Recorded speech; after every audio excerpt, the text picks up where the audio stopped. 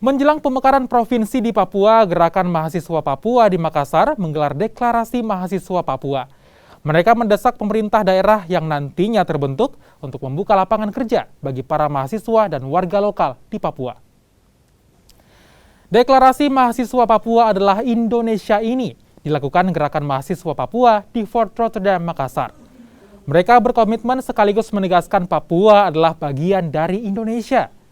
Mahasiswa asal Papua ini mendesak pemerintah menyediakan lapangan kerja baru bagi warga Papua, khususnya mahasiswa Papua yang pulang ke kampung halamannya. Saya dapatkan dari diskusi pada hari ini bahwa kita mendapatkan ilmu lagi bagaimana caranya untuk kita ke mahasiswa kembali lagi ke daerah kita untuk membangun daerah atau kabupaten kita sendiri dalam konteks kayak memanusiakan manusia. Dalam ini kan kita melihat bahwa di Papua kan khususnya kabupaten saya bahwa belum terdapat kayak keadilan kesejahteraan karena pemerintah sendiri itu kayak dinamakan kayak bahwa dibilang orang dalam atau apa begitu kan dalam konteks ini kayak hal lowongan pekerjaan gitu karena saya lihat bahwa banyak mahasiswa yang kembali ke daerah ingin bekerja atau ingin membangun daerahnya tetapi banyak menjadi mahasiswa kayak pengangguran di sana entah apa yang